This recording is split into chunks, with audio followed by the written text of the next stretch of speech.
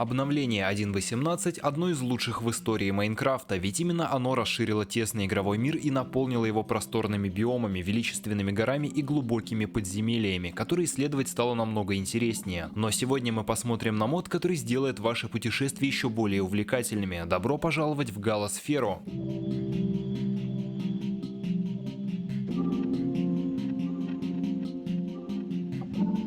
Путешествуя по пещерам, вы рано или поздно наткнетесь на новый красочный биом, простирающийся на огромные расстояния – Кристальный каньон. От пола до потолка это место пронизано гигантскими кристаллами разнообразных форм, а в стенах таких пещер нередко можно встретить отложения кальцита. Чаще всего такие пещеры можно обнаружить на глубине под холодными биомами, но в то же время есть вероятность наткнуться на них и в других местах по всему миру, с порой даже выступающими на поверхность кристаллами.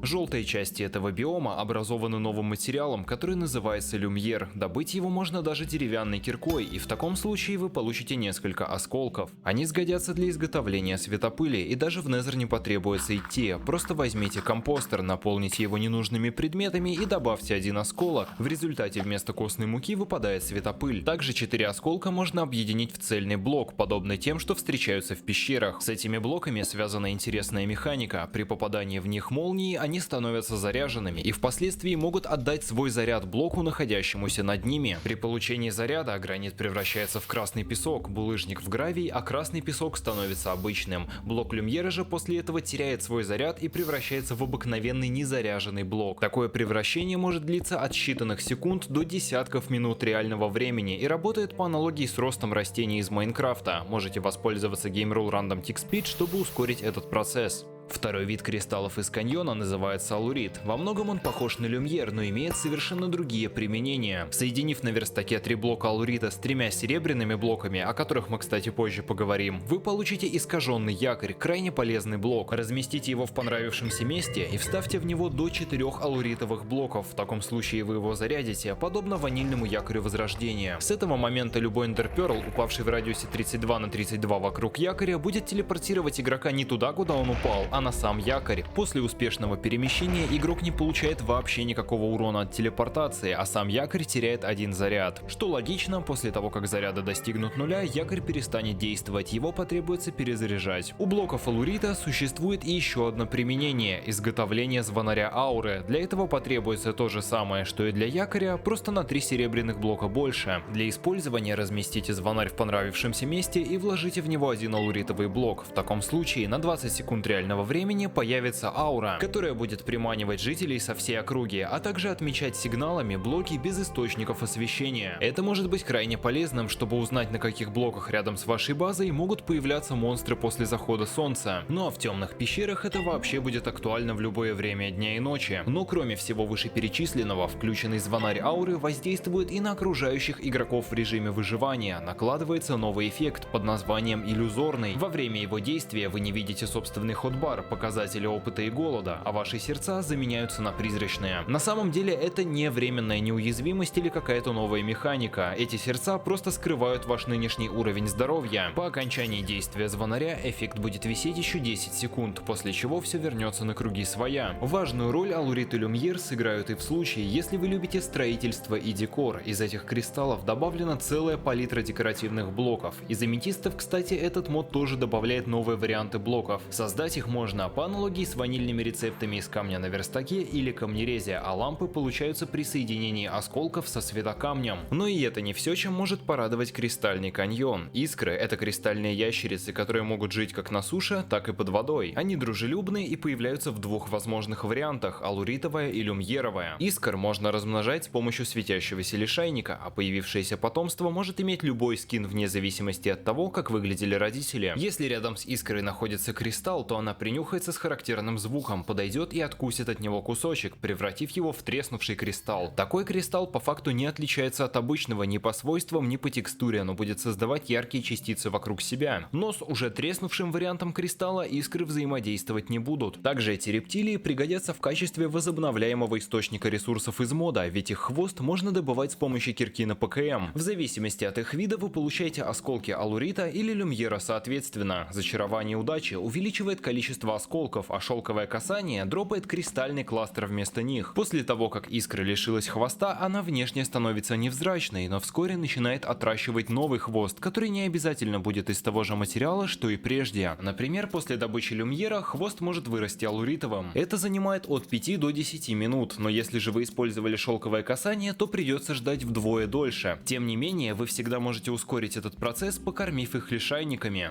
Кстати говоря о них, сейчас самое время посмотреть на второй биом из мода – лишайниковые пещеры. Это место куда более мрачное, но не лишенное источников освещения. Повсюду стелется толстый слой лишайника, а порой встречаются и зеленые гигантские грибы. Обычно этот биом меньше кристальных каньонов, но если он сгенерировался под влажным биомом, то будет простираться на большие расстояния. Когда кто-либо ступает на лишайниковый мох, то блок сразу же начинает излучать тусклый свет, выдавая местоположение игрока или появившегося здесь моба. В этом биоме произрастают корни, которые можно собирать и сажать в горшок, грибы, способные вырасти в гигантские после использования на них костной муки, а также трутовики, которые можно сажать на стены. Но наиболее из них выделяется лишайный кардицепс. Его можно сажать и выращивать подобно бамбуку, а также съесть, в результате восполнив немного голода и один пузырек воздуха. В окне крафта кардицепс можно обложить золотыми самородками, тогда он будет добавлять по 3 пузырька воздуха. С его помощью, кстати, можно обойти максимальный лимит воздуха у персонажа и запасти больше кислорода. Также в заросших лишайником пещерах обитает новый моб – Спектр. Он летает и светится в темноте, добавляя больше атмосферы этому биому. Спектры являются эмбиент мобом и легко могут диспауниться, если отойти далеко, поэтому чтобы сохранить у себя такого светящегося мотылька, вам потребуется воспользоваться биркой. Существует и альтернативный, более дешевый вариант. Можно поймать спектра в бутылку, переименовать на наковальне, а затем выпустить. А еще это причудливое существо можно превратить в некое подобие камеры видеонаблюдения. Для этого достаточно накормить его осколком алурита, а далее использовать на нем подзорную трубу. С этого момента она станет светиться как зачарованная, а при использовании будет отображать картинку от лица спектра, к сожалению, лишь в черно-белом цвете. Это полезно в кромешно темных пещерах, чтобы видеть на большие расстояния, но есть и один способ видеть в цвете – переключаться на вид от третьего лица. В таком случае вы будете видеть все как обычно. Пока вы наблюдаете за окружением через спектра, вы не можете двигаться ни персонажем, ни спектром, но можете поворачиваться и оглядываться по сторонам. Спектры те еще непоседы и будут летать повсюду, поэтому могут оказаться в далеко не самых нужных вам местах. Хорошим решением этой проблемы будет застроить их блоками, не мешающими обзору. Например, я люблю строить простую клетку из стеклянных панелей и выпускать их внутри так, чтобы они никуда не улетели и можно было наблюдать от их лица без препятствий. Если же вы вернулись из пещер, наловив слишком много спектров в бутылке, то помните, что всегда можете использовать их для крафта двух новых предметов. Люстра из меди – неплохой светильник, который можно вешать на потолок или размещать на полу, подобно канделябру. Светящаяся ракета имеет похожий рецепт, но потребуется еще порох и светящиеся чернила. При использовании срабатывает подобно фейерверку, но служит исключительно для освещения пещер и закрытых пространств. При столкновении с потолком ракета распространяет сгустки светящихся чернил. Это новый блок, который работает схожим образом с ванильным лишайником. На суше эти чернила светятся так себе, зато под водой намного лучше. При желании их можно собирать ножницами и использовать для украшения своих построек. А вот мы добрались и до серебра, последнего нового материала. Из него нельзя сделать инструменты, как в большинстве модов, зато есть другие, куда более нетривиальные применения. Серебряные слитки можно получить при убийстве пилладжеров от 0 до 2 штук с каждого, а зачарование добычи позволяет выбить еще больше. В то же время вторым и намного более богатым источником серебра являются пещеры. Серебряную руду можно обнаружить скоплениями в среднем от 2 до 6 блоков на глубине, начиная с 8 и до минус 63 по Y. Для добычи подойдет каменная кирка и выше, а в результате падает рудное серебро. Его можно объединить в блок или переплавить в слиток, блоки из которого нужны для крафта якоря и звонаря, показанных ранее в видео. Сами же слитки пригодятся для улучшения кожаной одежды в стерлинговые доспехи. Это распространяется и на конскую кожаную броню. Новый набор снаряжения значительно снижает урон от взрывов, а по показателям защиты чуть ниже кольчуги. Игрок, одетый в стерлинговую броню, может не беспокоиться не только насчет криперов, но и рыхлого снега в горах. Броня дает вам возможность ходить по нему не проваливаясь. То же самое касается и коня, одетого в стерлинг. Ванильную конскую кожанку, кстати, это изменение не обошло стороной, и теперь кони подходят для преодоления гор. Также вы можете украсить стерлинговую броню с помощью любого знамени. Наденьте шлем, а далее используйте знамя на ПКМ, не наводясь на блоки, оно будет у вас отображаться на голове. Абсолютно таким же образом его можно будет поместить и на своего коня, одетого этого в стерлинговую броню. У серебра есть и еще одно, пожалуй, даже более полезное применение – создание бомб. По всей видимости, они довольно тяжелые и стакаются всего по 16 штук, а работают именно так, как вы себе это представляете. Взрываются, кстати, не сразу при контакте с блоками, а лишь спустя небольшое время после броска. Не стоит ждать от них разрушительной мощи, но со стандартными блоками, которые вы обычно видите вокруг себя, они справляются.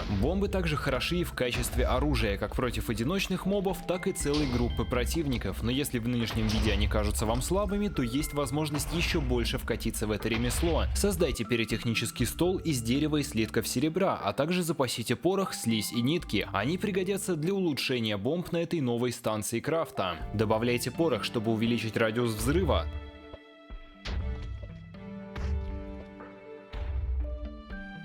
Слизь, чтобы добавить бомбе прыгучести. И нитки для продления времени перед взрывом.